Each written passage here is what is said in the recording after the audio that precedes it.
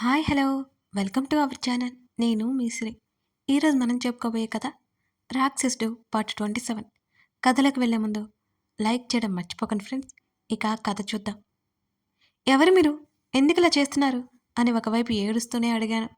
నోరు తెరిస్తే చంపేస్తాం, సైలెంట్గా రా అంటున్న వాళ్ళ మాటలకు బాగా భయం వేసింది నాకు. నా గుండె అక్కడే ఆగిపోయేలా ఉంది. తల తిరిగిపోతుంది. నన్ను అలాగే గేట్ దగ్గరికి లాక్కుపోయారు. అక్కడ ఎవరో ఒక వ్యక్తి నిలబడి ఉన్నాడు. ఆ వ్యక్తిని పోల్చుకోవడానికి నాకు ఎక్కువ సమయం పట్టలేదు. జీవితం మీద ఏదో ఆశ కలిగింది. కాస్త ముందుకు వెళ్ళగానే నన్ను పట్టుకున్న వారిలో ఒకడు టార్చ్ వేశాడు. ఎదురుగా ఆదిల్ కనిపించాడు. ఆ మసక వెలుతురులో ఆ తేనె కళ్ళు రౌద్రంగా కనబడుతున్నాయి. రేయ్, వీడెవడో మన వాళ్ళందరినీ కొట్టిపడేశారా? అది ఆశ్చర్యంగా అన్నారు నా పక్కనున్న ఇద్దరు. నేను తల తిప్పి చూశాను. దాదాపు 6-7 మందిని కొట్టిపడేసినట్టు కింద పడిపోయి ఉన్నారు. అలా ఆదిల్ వైపు చూడగానే అతని చెయ్యి బిగుసుకొని కనిపించింది. నన్ను పట్టుకుని ఉన్న ఇద్దరు నన్ను వదిలేసి ఒక్కసారిగా ఆదిల్ మీదకి దూకారు. వాళ్ళిద్దరిని నేలకు కరిపించాడు. నేను అలాగే కళ్ళు పెద్దవి చేసుకొని చూస్తున్నాను. ఎవరు పంపించారు మిమ్మల్ని అని ఒకడి ముఖం మీద కొడుతూ అడిగాడు ఆదిల్. ఆ డీటెయిల్స్ మాకేం తెలియవు. డీల్ వచ్చింది. మా అన్న ఒకే చెప్పాడు, మేం వచ్చాం. ఆదిల్ కొట్టిన దెబ్బలకు బాధగా అరుస్తూనే చెప్పాడు ఒక వ్యక్తి. ఎవరు మీ అన్న అని ఆదిల్ కొట్టడానికన్నట్టు పిడికిలి బిగిస్తూ చెప్పాడు. ప్లీజ్ ఆగు, చెప్తాను. అతను నొప్పితో అరుస్తూ బ్రతిమాలుకుంటున్నాడు ఆదిల్ని. చెప్పు, ఆదిల్ గట్టిగా గద్దించాడు. ఆ వ్యక్తి ఏదో పేరు చెప్పాడు కానీ నాకు అర్థం కాలేదు. వాడిని నిరక్కొట్టి అవతలకి విసిరేశాడు ఆదిల్. ఎవరికో కాల్ చేశాడు. మరో 10 నిమిషాల్లో క్లియర్ చేయండని చెప్పి నా వైపుకి అడుగులు వేశాడు ఆదిల్. ఇంకా వణుకు తగ్గని నేను అలాగే వణుకుతూ నిలబడి ఉన్నాను. ఇంకా కన్నీటి చారికలు చెంపల మీద తిష్ట వేసే ఉన్నాయి నాకు. నా భుజాల మీద చేతులు వేసి నా ముఖం వరకు తడుముతూ నీకేం కాలేదుగా మార్దవంగా అడుగుతూ నా కళ్ళల్లోకి చూశాడు ఆదిల్. నేను లేదన్నట్టు అడ్డంగా తల ఊపాను. వెంటనే నన్ను గట్టిగా దగ్గరికి లాక్కొని అతను హత్తుకున్నాడు. థ్యాంక్ గాడ్ నేను వచ్చేశాను అంటూ నా తల వెనక చేయి వేసి నిమురుతూ నన్ను మరింత గాఢంగా హత్తుకున్నాడు ఆదిల్. నేను అతని నుంచి దూరం జరగలేదు. కళ్ళ ముందే రక్తపాతం చూసిన నేను ఇంకా భయపడుతూ అతని వెచ్చటి కౌగిలిలో ముడుచుకొని ఉన్నాను. ఒక్కసారిగా తల తిరిగిపోతుంటే అతని కౌగిలి నుంచి జారిపోయాను. వెంటనే కంగారుగా పిలుస్తూ నన్ను లాక్కున్నాడు ఆదిల్. దాహం అన్నాను గొంతు తడారిపోతుండే. డ్రా అని నన్ను 2 చేతులతో తీసుకెళ్ళిపోయాడు. అతని చేతుల్లోనే సాలిపోయాను నేను. నన్ను మెల్లిగా సోఫాలో కూర్చోబెట్టి పరుగున ఫ్రిడ్జ్ దగ్గరికి వెళ్ళి వాటర్ తీసుకొచ్చిచ్చాడు. అవి తాగుతుంటే నా మీద పోసేసుకున్నాను. ఇంకా నా చేతులు అలాగే వణుకుతూనే ఉన్నాయి. ఏం కాదు, ఏం కాదు అంటూ నా తలని తన పొట్టకేసి అదుముకుంటూ నా వెన్ను నిమురుతూ చెప్పాడు ఆదిల్. ఇందాక నేను అతని కళ్ళల్లో చూసిన కంగారు నిజమేనా? నన్ను మెల్లిమెల్లిగా వదిలి నా ముందు మోకాల మీద కూర్చున్నాడు ఆదిల్. నేను సోఫాలో కూర్చున్నానా లేదా? సరే, తన కింద కూర్చున్న నా అంత ఎత్తు ఉన్నాడు దాదాపుగా. నేను అలాగే చూస్తుంటే సే సంథింగ్ అన్నాడు ఆదిల్ కంగారుగా. ఎందుకు నన్ను ఒంటరిగా వదిలిపెట్టి వెళ్ళిపోయావు అని ఏడ్చేశాను నేను. నా ఒడిలో ఉన్న తన చేతులను విసిరికొట్టి నా చేతులతో ముఖం దాచుకున్నాను. నేను ఆదిల్ దగ్గర ఇన్ని రోజులుగా ఉంటున్నా నన్ను ఏదో చేస్తాడని కొంచెం కూడా నాకు భయం వేయలేదు. కానీ ఈరోజు ఆ దుర్మార్గులు నన్నేం చేసేవారో అతను రాకపోతే. అసలు ఎవరు వాళ్ళు? ఎందుకు నన్ను తీసుకెళ్ళిపోవాలి అనుకుంటున్నారు? నాకు తెలీదు.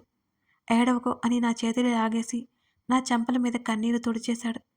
సారీ, ఇంకెప్పుడు నిన్ను వదిలేసి వెళ్ళను అన్నాడు ఆదిల్.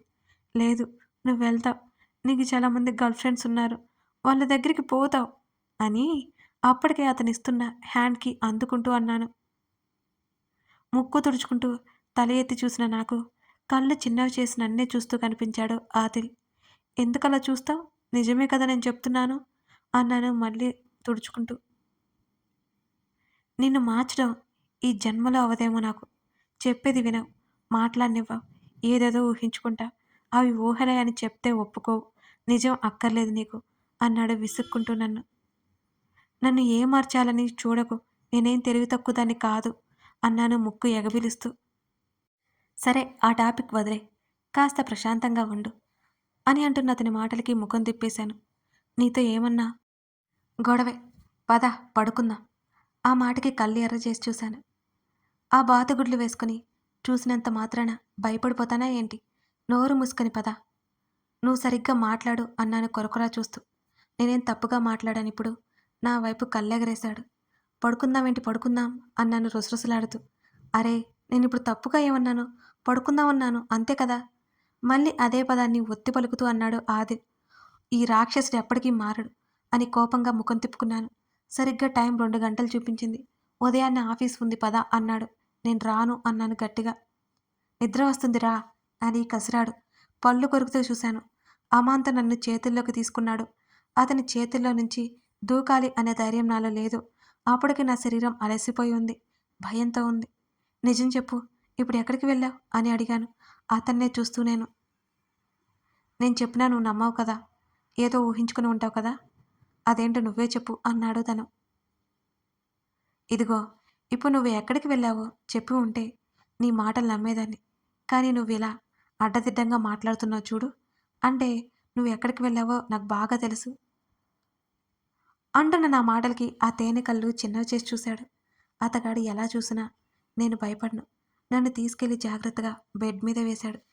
ఇదిగో, నువ్వు వెళ్ళి ఆ సోఫాలో పడుకో అని ఆర్డర్ వేశాను. నా ఇల్లు, నా గది, నా ఇష్టం. కావాలంటే నువ్వే వెళ్ళి పడుకో. అదే బెడ్ మీద నిలువుగా పడిపోయాడు ఆదిల్. తిట్టుకుంటూ ఒక చివరన ముడుక్కుని పడుకున్నాను నేను. ఆ సోఫా చూస్తే నా అంతే ఉంది. నడుము ఒళ్ళు పట్టుకుపోతాయని నాకు తెలుసు. తప్పక అదే బెడ్ చివరలో ఇరుక్కోవలసి వచ్చింది నాకు. ఉదయాన్నే గరుకుగడ్డమేదో నా చెంపని తగులుతోంది. ఉలిక్కిపడ్డాను. మెల్లిగా కళ్ళు తెరిచి చూశాను. మరో చేత్తో నా చెంప దగ్గర తడిమాను. ముక్కు, కళ్ళు, మీసం తగులుతుంటే గబుక్కున కళ్ళు తెరిచాను. నా చెంపకు తన కనత ఆనించి నన్ను గట్టిగా హత్తుకుని దీర్ఘ నిద్రలో ఉన్నట్టు కనిపించాడు ఆదిల్. అంత దగ్గరగా అతన్ని చూడ్డం ఇదే మొదటిసారి అనిపించింది. ఎప్పుడూ అంతగా గమనించలేదు తన్ని. 2 చేతులు నా చుట్టూ వేసి భద్రంగా నన్ను పట్టుకున్నాడు నిద్రలోనే. ఒక చెయ్యి నా మెడ చుట్టూ వేసి మరొక చెయ్యి నా నడుము చుట్టూ వేసి కాస్త వెనక నుంచి హత్తుకున్నట్టుగా పడుకున్నాడు.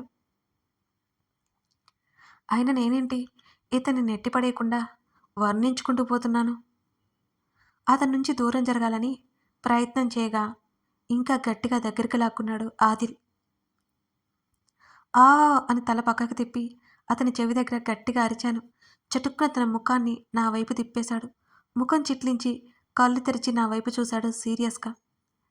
అప్పటికే అతని పెదవులు నా పెదవుల మీద తిష్ట వేయడంతో బొమ్మలా బిగుసుకుపోయాను నేను.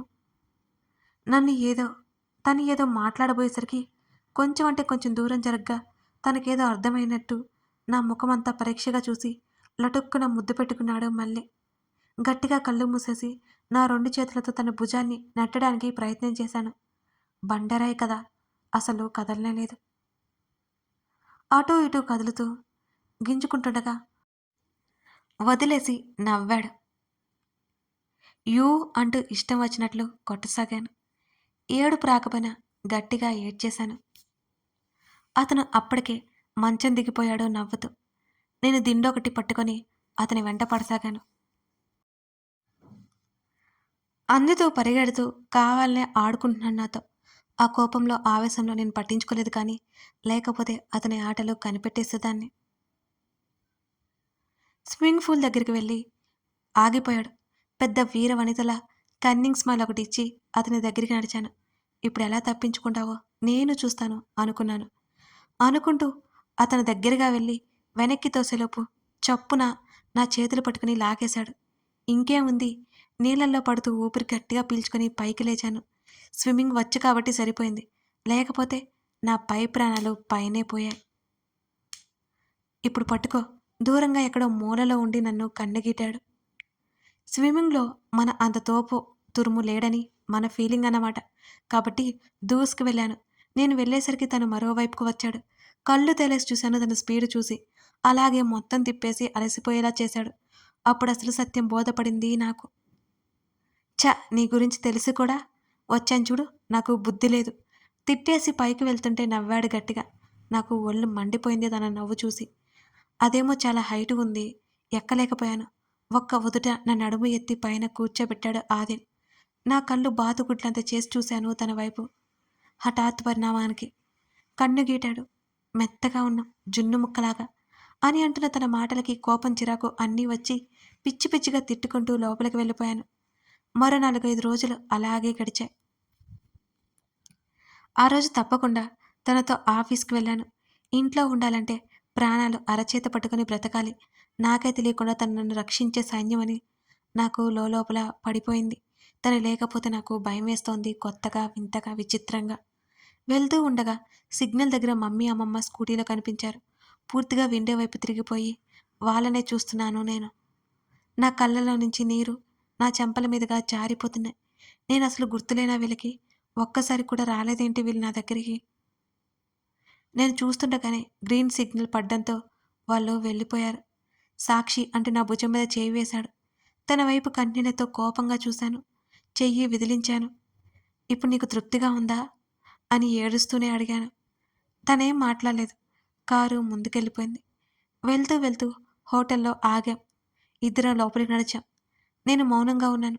డాక్టర్‌తో మాట్లాడడానికి వెళ్ళిపోయాడు తను. వెయిటింగ్ హాల్‌లో కూర్చున్నాను నేను. ఆ రోజు నేను హాస్పిటల్‌కి వచ్చిన రోజు ఆదిల్ ఎంతో దిగులుగా కనిపించాడు. ఆత్మీయంగా తన బాధను పోగొట్టాలని అనుకున్నాను. అతను చాలా మంచివాడని నమ్మాను. చివరికి ఏం చేశాడు? నన్ను మోసం చేసి పెళ్లి చేసుకున్నాడు.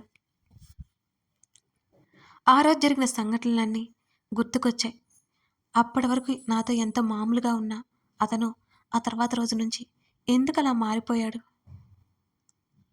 నేను ఆలోచనలో ఉండగానే అతను బయటకొచ్చాడు. నేను చూస్తాను అని చెప్పాను. అతన్నే చూస్తూ నాతో పాటు లోపలికి నడిచాడు ఆదిల్. నాకు హాస్పిటల్ వాతావరణం అంటే చాలా భయం. మెల్లిగా ముందుకు వెళ్ళాను నేను.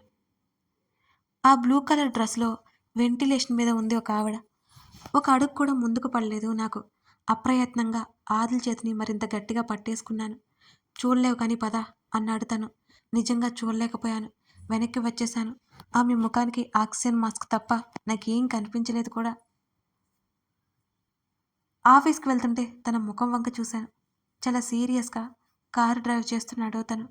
ఇక నేనేం మాట్లాడలేదు. అర్థమైంది. వాళ్ళ అమ్మగారి గురించి ఆలోచిస్తున్నాడు అని. మళ్ళీ ఆఫీస్‌కి వెళ్తుంటే నాకు ఏం అంత అనిపించలేదు.